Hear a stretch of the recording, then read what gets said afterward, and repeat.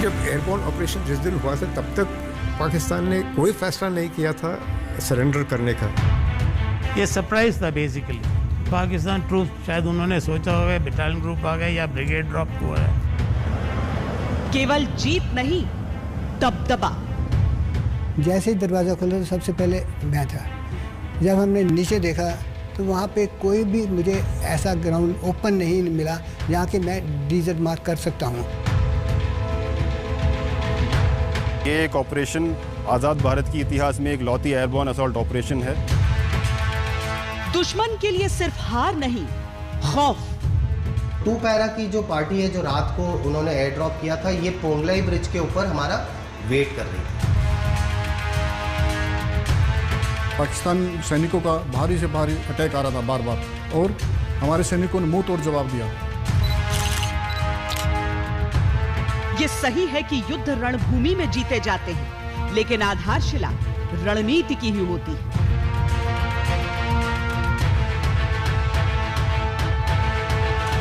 ये पहली बार हिंदुस्तान में पहली बार ऑपरेशन हुआ इतने बड़े लेवल पे। पाकिस्तान की जो सैनिक थे उनका एक्चुअली पूरा मनोबल टूट गया था और लगभग 350 लोगों ने वहीं पे बटालियन के आगे, एक छोटी टोली के आगे 350 लोगों ने अपने हथियार रख दिए और सरेंडर कर दिया।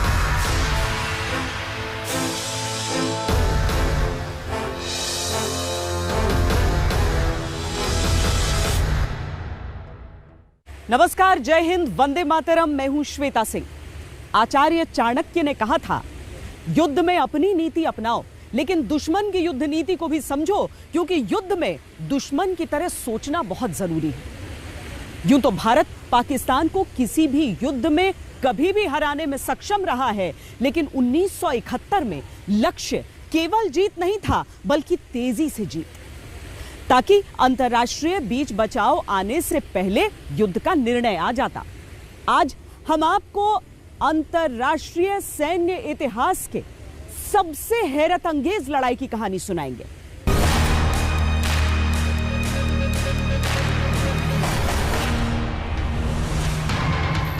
जब दुश्मन ने मौत को आसमान में साक्षात मंडराते देखा था।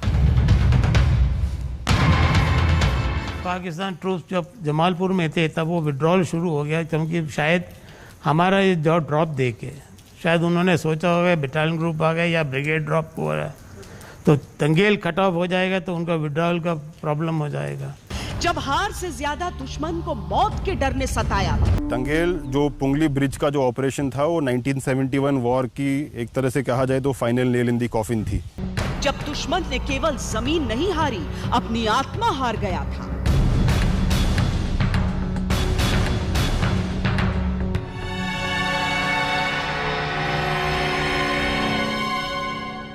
उन्होंने कभी सोचा नहीं था कि इतना हम गए। बहुत बड़ा ऑपरेशन था। ये पहली बार हिंदुस्तान में पहली बार ऑपरेशन हुआ इतने बड़े लेवल पे। एक्चुअली उनको तो पता भी नहीं लगा था, वो दे वर टेकन बाय सरप्राइज। उनको पता नहीं लगा कि कैसे हम आके बैठ गए।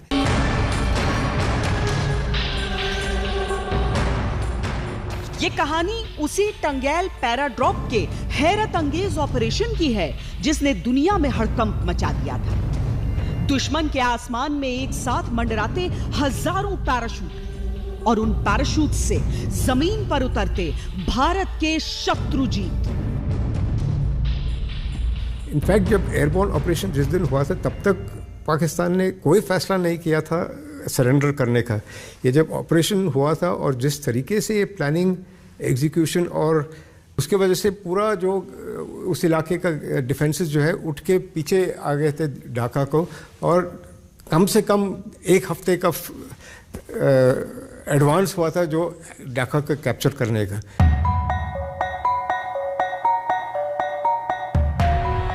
यूं तो पैरा रेजिमेंट गोपनीय ऑपरेशंस करने के लिए जानी जाती है, खामोशी से वार करने के लिए प्रसिद्ध है, लेकिन ये एक ऐसा ऑपरेशन था जो दुश्मन का मनोबल तोड़ने के लिए किया गया था।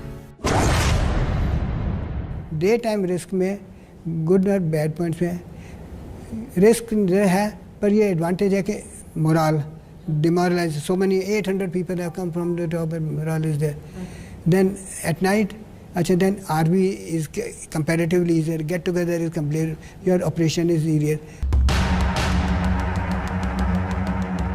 एक और शक्तिशाली मेघना नदी को पार करके 4 कोर के सैनिक ढाका के रास्ते में थे। तो नियाजी बचे खुचे सैनिकों को ढाका में एकत्रित करके बची खुची इज्जत बचाना चाहता था। भारत के एडवांस को धीमा करना चाहता था। लेकिन भारत के सैन्य कमांडरों ने दुश्मन की योजना को भांप लिया था और अपनी रणनीति में एक अविश्वसनीय कारनामा जोड़ दिया। पाकिस्तान के जनरल नियाजी को यह आभास हो गया था कि किसी भी समय भारतीय सेना अब ढाका को घेर सकती है, क्योंकि छोटे छोटे मोर्चों पर पाकिस्तानी सैनिकों ने हाथ खड़े करने शुरू कर दिए थे। छोटे छोटे समूहों में उनके सरेंडर भी शुरू हो चुके थे। नियाजी ने पाकिस्तान की 93 ब्रिगेड को फौरन ढाका के उत्तर पश्चिम में एकत्रित होने के लिए कहा। भारत को भी यह खबर लगी। जरूरत थी कि उन सैनिकों को ढाका नहीं पहुंचने दिया जाए, लेकिन कट ऑफ करने के लिए इतनी तेजी से आखिर क्या किया जा सकता था? यह निर्णय लिया गया कि पैराशूट रेजिमेंट की दूसरी बटालियन यानी 2 पैरा को सीधा टंगैल में एयर ड्रॉप किया जाए, ताकि पाकिस्तानी सैनिकों के पहुंचने से पहले उस रास्ते को कट ऑफ कर दिया जाए। लेकिन एयर ड्रॉप होते सैनिकों को जमीन से भी शक्ति चाहिए होती है और लिंकअप का वो कार्य सौंपा गया जंगी पलटन को। जंगी पलटन यानी 1 मराठा लाइट इन्फेंट्री।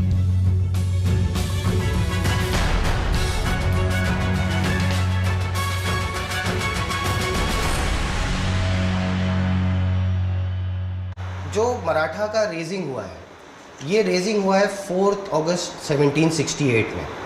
पहले 20 साल जो बटालियन की रेजिंग के थे, बटालियन हर जगह ऑपरेशंस में और वॉर में ही शामिल थी। और उस टाइम पे ब्रिटिशर्स में बैटल ऑनर देने का ट्रेडिशन नहीं था। बहुत मुश्किल था इंडियन आर्मी के बटालियंस को बैटल ऑनर लेने के लिए। लेकिन उस टाइम पे भी फर्स्ट मराठा को ये 20 साल में 3 बैटल ऑनर से नवाजा गया। हमारी जंगी जो तजवीज़ है और जंग में लड़ने की जो कार्रवाई है या जो हमारे तरीके हैं और हमारी तरतीबें हैं जंग में लड़ने की, इसको रिकग्नाइज करने के लिए जो ब्रिटिशर्स हैं उन्होंने हमें नाम दिया था जंगी पलटन। अगर आप जंगी पलटन को अगर आप लिटरल ट्रांसलेट करें तो इसका मतलब है जंगी मीन्स लड़ाई की पलटन, और हम एक्चुअली पूरा टाइम लड़ाई में ही रहे हैं। बहुत सारे जंग में पलटन ने भाग ले लिया और उस समय पर जो पलटन रेज होती थी उस पलटन को लड़ाई के दौरान नहीं भेजा जाता था। फिर भी जंगी पलटन को भेजा गया और जंगी पलटन ने बहुत सारे सराहनीय काम किया, जिसकी वजह से उनको वीआरसी से सम्मानित किया गया। अक्टूबर के अंत से ही ईस्ट पाकिस्तान से लगने वाली सरहद पर इस बटालियन की तैनाती थी और 3 दिसंबर को जंग के ऐलान के साथ ही बटालियन को आगे कूच के आदेश दे दिए गए। पहला निशाना था बख्शीगंज। 3 और 4 दिसंबर की रात को हमने अपना ऑब्जेक्टिव बख्शीगंज मानते हुए आईबी को क्रॉस किया, इंटरनेशनल बॉर्डर जो 2 देशों के बीच था। बैटल ऑफ बख्शीगंज जो जमालपुर से पहले की लड़ाई थी, इसका इम्पोर्टेंस इसलिए आता है कि ये एक एक्सेस पोल था जो इंडियन आर्मी का वेस्टर्न थ्रस्ट जो हमारी बटालियन लीड कर रही थी, तो बख्शीगंज पहला वो टाउन था। अगली रात भारतीय सैनिकों पर भारी शेलिंग होने लगी, लेकिन सैनिक डिगे नहीं, न रुके। शेलिंग हुई तो उस टाइम पे जो हमारे कमांडिंग ऑफिसर थे कर्नल के.एस. बरार, तो उन्होंने सोचा कि अगर दुश्मन हम पे आरटी का फायर कर रहा है तो इसकी कोई वजह होगी और कोई कारण होगा। और वो कारण उन्होंने सही समझा कि ये कारण ये था कि दुश्मन रात में शायद गैरिसन से बाहर निकलकर भागने की कोशिश करेगा। तभी पलटन का एडवांस नहीं रुका और 5 दिसंबर 1971 को हमने बख्शीगंज का टाउन कंप्लीटली कैप्चर कर लिया था, मतलब कि पूरी तरह कब्जा कर चुके थे हम। जंगी पलटन का अगला निशाना था जमालपुर। टंगैल के लिहाज से जमालपुर पर नियंत्रण बहुत आवश्यक था। जमालपुर में 31 बलूच बटालियन उनकी डिप्लॉयड थी। अब 31 बलूच जो एक बटालियन थी उसमें 31 बलूच के दस्ते और कुछ पैरामिलिट्री के दस्ते थे जो कि बॉर्डर आउटपोस्ट पे डिप्लॉयड थे। 9 दिसंबर को जमालपुर गैरिसन के इर्द गिर्द सैनिकों की तैनाती कर दी गई। जमालपुर टंगैल मार्ग पर अवरोध लगाए गए और फिर जंगी पलटन ने कुछ ऐसा किया कि पाकिस्तान गुस्से से लाल पीला हो गया। एक बार दुश्मन को सरेंडर करने का मौका भी दिया गया, जिसमें उनके सीओ लेफ्टिनेंट कर्नल सुल्तान अहमद साहब को रिटर्न लेटर भेजा गया सरेंडर करने के लिए, क्योंकि वो चारों तरफ से घिर चुके थे। उन्होंने लेटर का रिप्लाई भेजा कि हम यहाँ लड़ने के लिए बैठे हैं और आशा करते हैं कि आप लड़ेंगे। इसके बाद फिर नेक्स्ट डे की लड़ाई हुई। सरेंडर से इनकार करते ही भारतीय सैनिकों ने गैरिसन पर ताबड़तोड़ हमला शुरू कर दिया और निडर आगे बढ़ते गए। हमला इतना भीषण था कि पाकिस्तानियों ने मौका देखकर भागने की कोशिश की। 10 तारीख की रात को दुश्मन ने अटेम्प्ट किया गैरिसन के कॉर्डन तोड़ के बाहर निकलने के लिए, और जिस तरीके से कॉर्डन लगा था, जिस तरीके से एम्बुश लगे थे और रोड ब्लॉक लगे थे, ये दुश्मन एक्चुअली बाहर आते समय हमारे एम्बुश में फंस गया और काफ़ी उसको कैजुअल्टी हुई। जब ये कैजुअल्टी हुई तो दुश्मन ने क्या किया, रात में ही ये पार्टी दोबारा वापस भाग के गैरिसन के अंदर जाके छुप गई। पाकिस्तानी सैनिकों को समझ में आ गया था कि वो एक चक्रव्यूह में फंस चुके हैं। सरेंडर की पेशकश वो ठुकरा चुके थे। अब उनके पास एक ही विकल्प था कि पीठ दिखाकर भाग जाए, तभी जान बचेगी। लेकिन जंगी पलटन के चक्रव्यूह को भेदना इतना भी आसान नहीं था। सवेरे 4:30 बजे दुश्मन ने दोबारा हमला किया और गाड़ी की मदद से उन्होंने रोड पे वापस निकलने की कोशिश करी, तो वो दोबारा हमारे रोड ब्लॉक में आकर फंस गए। उस टाइम पे जब जमालपुर गैरिसन में हमने एंटर किया तो पाकिस्तान की जो सैनिक थे उनका एक्चुअली पूरा मनोबल टूट गया था और वो पूरे तरीके से हार चुके थे। तो जैसे ही पलटन अंदर घुसी तो ऐसे लगा कि वो लोगों ने अपने सफ़ेद झंडे उठाए, और जब सफ़ेद झंडे उठा के लगभग 350 लोगों ने वहीं पे बटालियन के आगे, एक छोटी टोली के आगे 350 लोगों ने अपने हथियार रख दिए और सरेंडर कर दिया।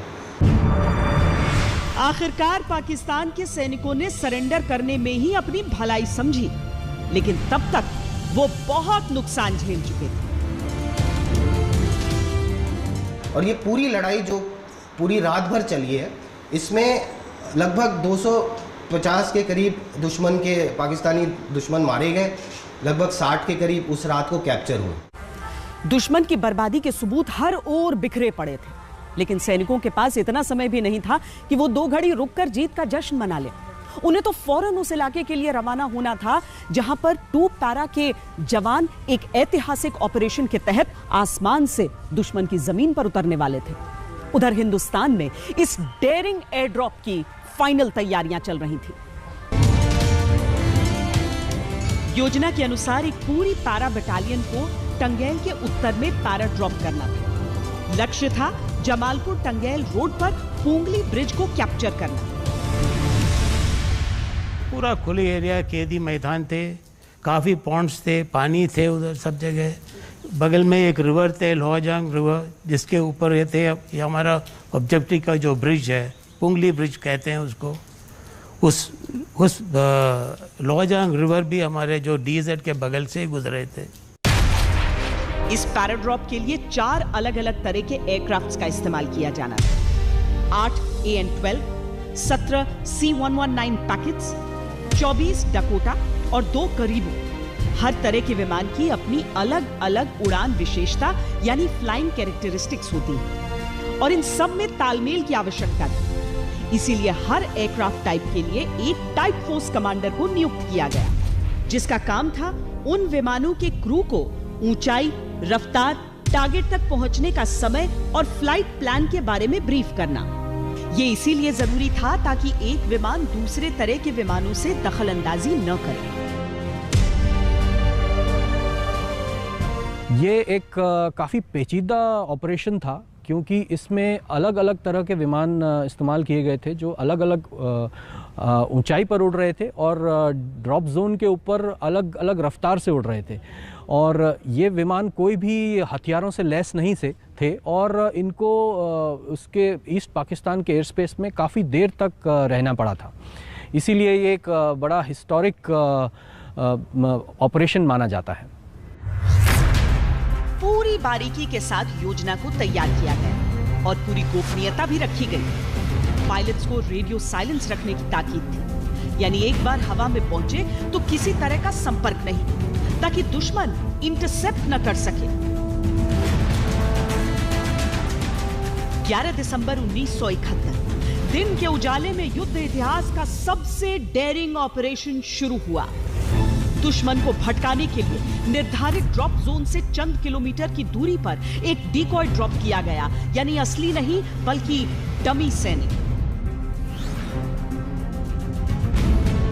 वहां कैरिबूज ने, मेरे ख्याल में 2 कैरिबूज ने वो डमी ड्रॉप किया, ताकि दुश्मन को थोड़ा सा ये करने के लिए, शायद वहाँ ड्रॉप हो रहा है, कंफ्यूज कराने के लिए, तो इसलिए वो डमी ड्रॉप करवाया। वैसे मेन ड्रॉप इस मेन डीजेड में हुआ, तकरीबन मेरे ख्याल में 4-5 माइल दूर थे हमारे ऑब्जेक्टिव से।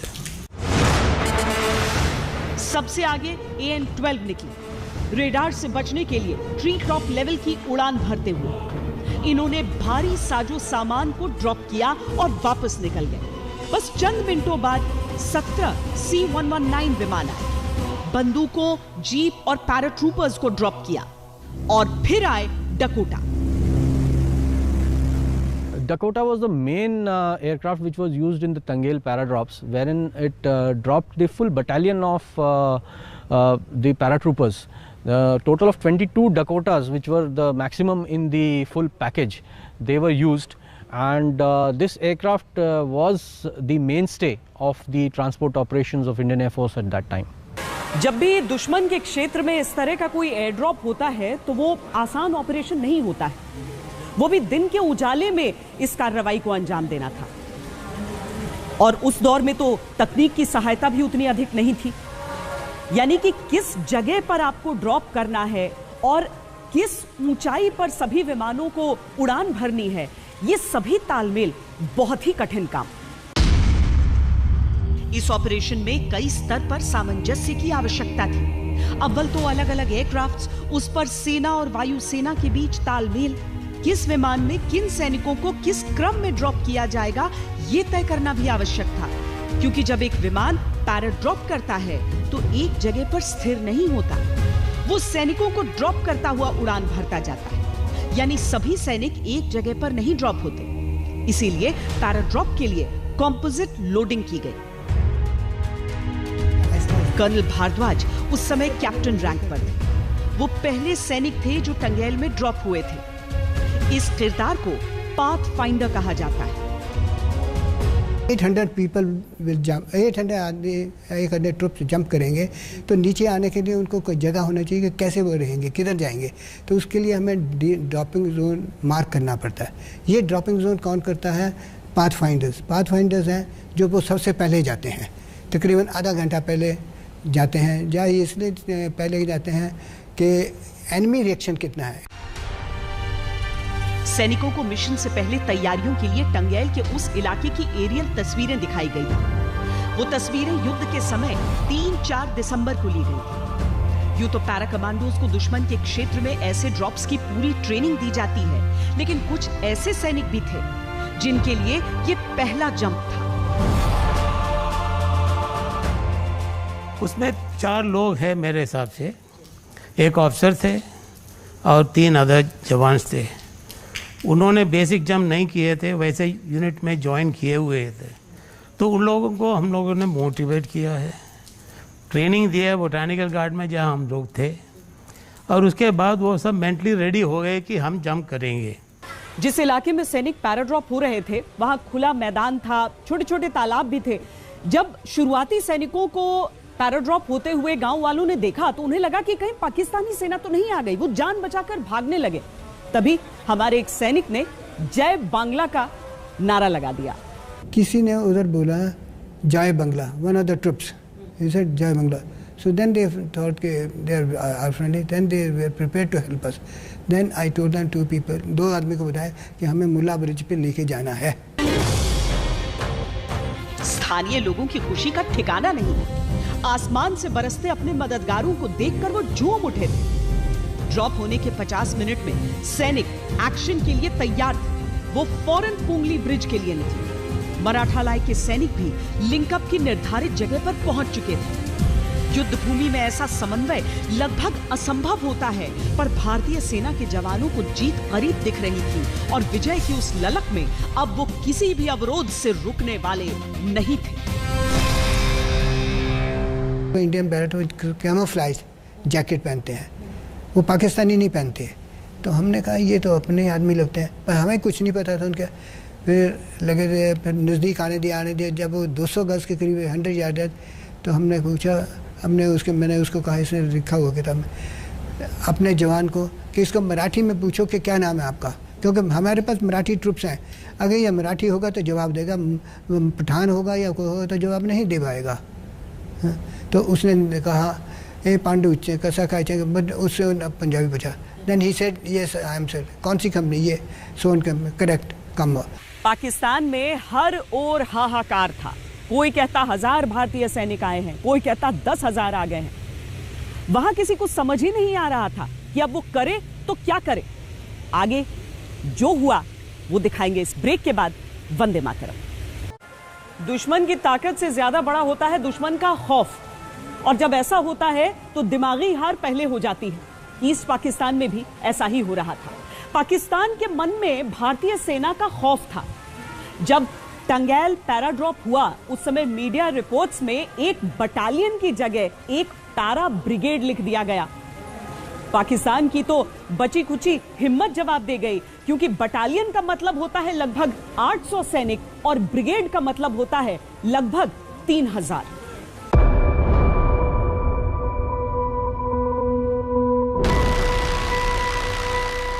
जैसलमेर उस इलाके का बना हुआ है जहां पे अब हम एक एयरबोर्न ऑपरेशन को अंजाम देने जा रहे हैं। मैं request start for a ground run. आज तक का सबसे बड़ा पैराड्रॉप ऑपरेशन जो भारतीय वायुसेना ने किया है वो था टंगेल पैराड्रॉप।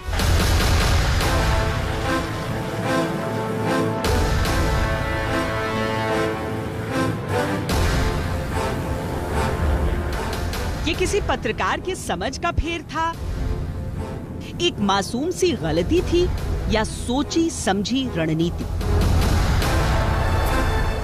कि पैरा की बटालियन की जगह पैरा ब्रिगेड कह दिया गया। जो भी हो, टंगेल में एक पूरी पैरा ब्रिगेड के ड्रॉप होने की खबर से पूरी दुनिया में सनसनी तो थी,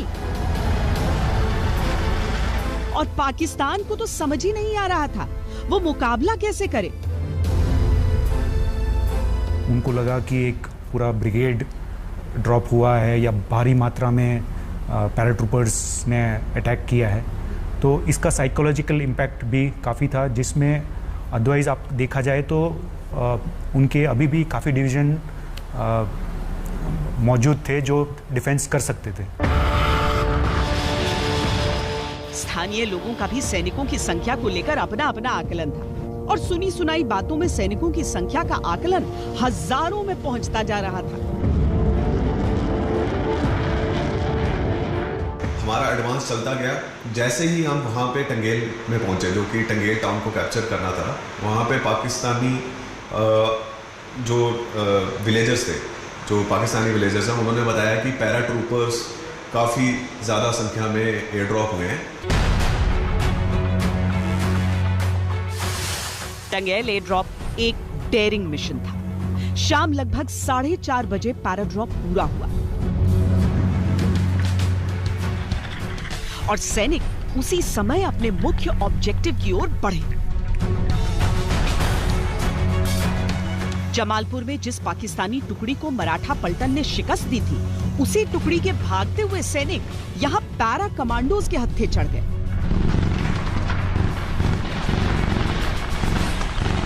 तो जब हमारा अटैक ब्रिज पे जा रहा है तो हमने, और उनको पाकिस्तान को मदद चाहिए, तो वो मेमन रोड से आ सकते थे इधर से। उसको रोकने के लिए कॉम्बैट टीम को बोला कि एक ब्रिज है उधर, उस पर जाके बैठो और उसको जब आ रहे हैं तो हमें इन्फॉर्मेशन दो और उसको रोको, जितनी देर तक रोक सकते हो। पाकिस्तान अब बुरी तरह से बौखला गया था। अंतर्राष्ट्रीय मदद की आस टूट रही थी। संयुक्त राष्ट्र की तरफ से भी सन्नाटा था और भारतीय सेना के जवान अलग अलग दिशाओं से ढाका की घेराबंदी के लिए आगे बढ़ रहे थे। तब पाकिस्तान के जनरल नियाजी ने आत्मसमर्पण की पेशकश कर दी तत्कालीन भारतीय सेनाध्यक्ष जनरल सैम मानेकशॉ से, लेकिन उसने कुछ शर्तें भी रखी। जनरल मानेकशॉ ने कहा, शर्तें मंजूर नहीं, फौज की कूच जारी रहेगी। 15 दिसंबर को 2 पैरा के सैनिक मिर्जापुर जयदेवपुर रोड पर चलते हुए ढाका पहुंचने ही वाले थे, जब उन्हें ढाका के बाहरी इलाके में मीरपुर ब्रिज पर नियंत्रण का जिम्मा दिया गया। This was a road advance by normal on foot advance. तो मीरपुर ब्रिज के पास गया तो हम कांटेक्ट में आ गए दुश्मन के, उस समय पाकिस्तानी आर्मी के, और उसके बाद उधर डिफेंस लिया, मोर्चा खोदा और पोजीशन लिया।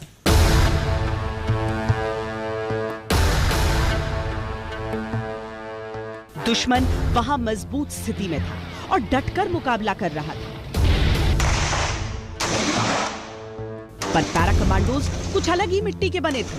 भीषण लड़ाई में पाकिस्तानियों को दूसरे छोर पर खदेड़ दिया। उस लड़ाई में 41 पाकिस्तानी सैनिक मारे गए थे। हालांकि अगली सुबह एक अलग ही समाचार लेकर आई। सुबह अबाउट 8, साढ़े 8, 9 बजे हमें कुछ मैसेज मिला कि वो लोग हुक्म दिया कि वो सरेंडर करने का। 16 को 9 बजे जनरल नागरा आ गया, उन्होंने कहा कि सरेंडर हो गया।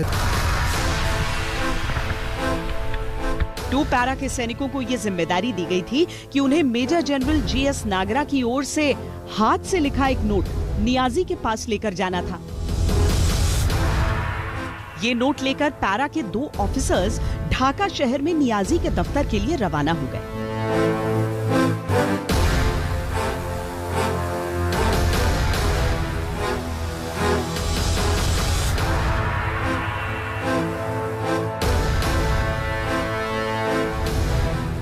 My dear Abdullah, I'm here.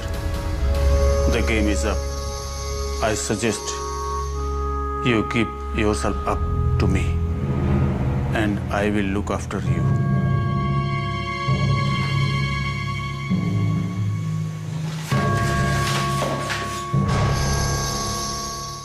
जंग में ये मायने नहीं रखता कि आपकी संख्या कितनी है, जंग में ये मायने रखता है कि आपकी स्ट्रैटेजी कैसी है। जिस समय 3000 भारतीय सैनिक ढाका में प्रवेश कर रहे थे, उस समय पाकिस्तानी सैनिकों की ढाका में संख्या थी 30,000 और उनके पास हथियार इतने थे कि वो 1 महीने तक आराम से युद्ध लड़ सकते थे। लेकिन उनके पास भारत जैसी युद्ध नीति नहीं थी, भारत जैसी सोच नहीं थी। लेफ्टिनेंट जनरल जैकब, आप उसकी तैयारी कीजिए। सरेंडर के विस्तृत दस्तावेज तैयार किए गए और उसे लेकर 16 दिसंबर की सुबह chief of staff eastern command lieutenant general JFR Jacob Jessore से ढाका के लिए रवाना हुए।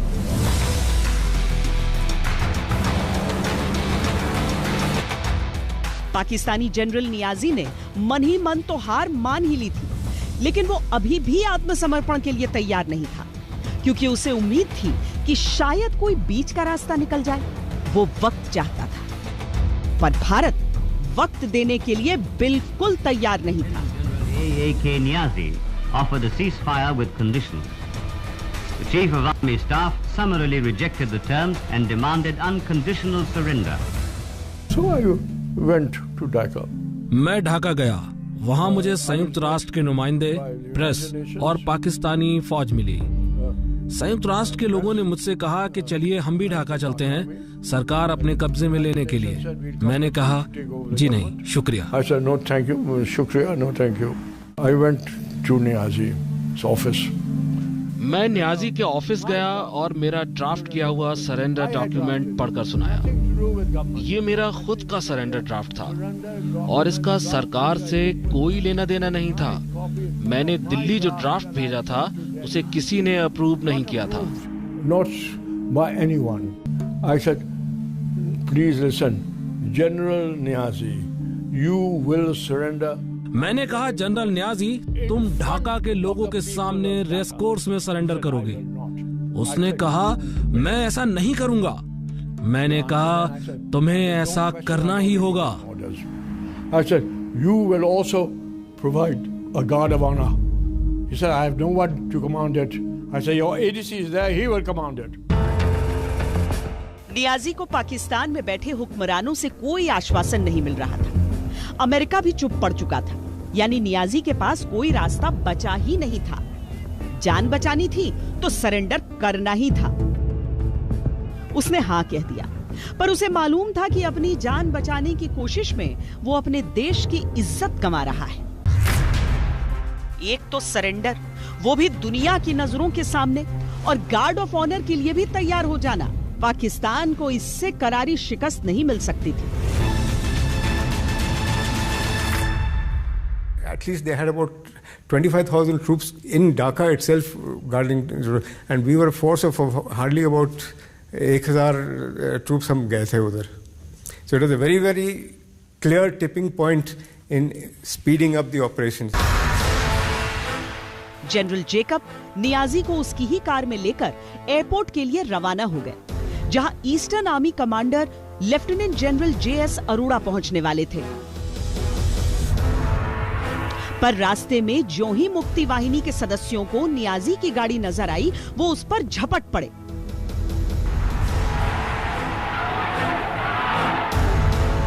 जनरल जेकब के स्टाफ ऑफिसर सिख थे। उन्होंने गाड़ी से अपना सर बाहर निकाला तो भीड़ शांत हो गई, क्योंकि कार भले ही पाकिस्तानी रही हो, लोगों को यकीन हो गया कि कार में हिंदुस्तानी सैनिक ही सवार हैं। जनरल जेकब को आशंका थी कि मुक्ति वाहिनी के लड़ाके फिर नियाजी पर टूटने की कोशिश करेंगे। नियाजी को सुरक्षित ले जाना जरूरी था, क्योंकि अगर उसे कुछ हो जाता तो सरेंडर हो ही नहीं सकता था। एयरपोर्ट पर भारतीय सैनिकों की मौजूदगी थी। जनरल जेकब ने पैरा रेजिमेंट के 2 जवानों को वहां से अपने साथ कर लिया। जनरल जेकब का अंदाजा सही निकला। मुक्ति वाहिनी के सदस्यों ने फिर नियाजी को घेरने की कोशिश की। तब जनरल जेकब ने अपने साथ के 2 सैनिकों से कहा कि वो नियाजी की कनपट्टी पे बंदूक तानकर उसे अलग ले जाएं। प्लान काम कर गया। मुक्ति वाहिनी के सदस्यों ने उसके बाद नियाजी को घेरने की कोशिश नहीं की, लेकिन सरेंडर की वो ऐतिहासिक तस्वीरें कैसी थी, दिखाएंगे। किसी भी सैनिक के लिए आत्मसमर्पण मौत से बुरी चीज होती है। फिर भी संख्या में अधिक होने के बावजूद पाकिस्तानी सेना ने 1971 के युद्ध में सरेंडर को ही चुना था। यह भारतीय शौर्य और युद्ध नीति की विजय थी।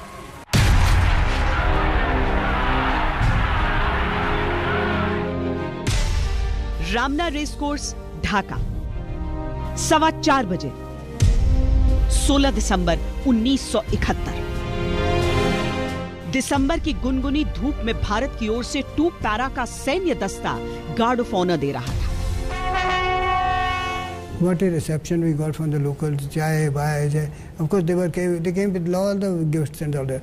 But we said no, tea is all right, but no gifts. C company was given the responsibility to उसको responsibility दी गई कि ये जो है ढाका इंटरकॉन्टिनेंटल इसको सेव करना है, क्योंकि सारे VIPs फॉरेनर्स उसमें रह रहे थे। तो ये कंपनी, ये चार्ली कंपनी को गया, तो चार्ली कंपनी, फिर मैं भी चार्ली कंपनी ज्वाइन कर गया। तो एक दिन हम चार्ली कंपनी ढाका इंटरनल, बाकी बटालियन सरेंडर सेरेमनी के लिए रेस ग्राउंड पे थे। ईस्ट पाकिस्तान के बाशिंदों को बांग्लादेश की खुशबू आ चुकी थी। खबर फैल चुकी थी कि रामना रेस कोर्स पर ही नियाजी का सरेंडर होगा। इस लम्हे के लिए वहां की जनता ने सालों इंतजार किया था। लाखों का खून बहा था। लोग इतनी तादाद में जुटे कि जनरल अरोड़ा को नियाजी को लेकर भीड़ को चीरते हुए आगे बढ़ना पड़ा। जब नियाजी और जनरल अरोड़ा सरेंडर दस्तावेज पर दस्तखत करने बैठे तो लोगों का हुजूम नियंत्रण से बाहर हो रहा था। चारों ओर से लोग बस एक कोशिश में थे कि उस ऐतिहासिक क्षण का हिस्सा बन सके। मैंने शुरू से लेकर के अंत तक उसका ए के नियाजी का ए से शुरू होकर के लास्ट पेज में मैंने देखा था वो साइन करें। हमने ये भी देखा था कि कितने पेन साइन लिखने लायक थी, जितने पेन लाइक अल्टीमेटली एक जर्नलिस्ट का पेन ने ही उन्होंने साइन किया था। गोल्ड कैप का पेन ने रिफ्यूज कर रहा था। ये हमारे एक जर्नलिस्ट बैठे हैं, मेरे मिस्टर सेन जो है, मेरे का उन्होंने पेन निकाल करके उसको दिया था। उसी ने पहला ये तो गोल्ड पेन का था, सेकंड ये पता नहीं, तीसरा पूरा ये कि नियाजी और जगजीत सिंह साहब का सिग्नेचर इसी पेन से हुआ था। नियाजी ने दस्तखत किए, फिर अपनी रिवॉल्वर जनरल अरोड़ा को सौंपी।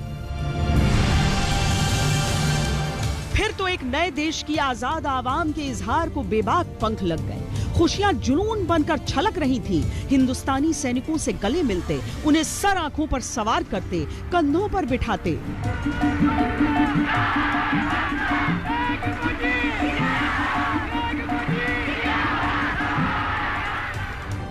बस 13 दिन की जंग में हासिल आजादी पर यकीन कर पाना मुश्किल हो रहा था।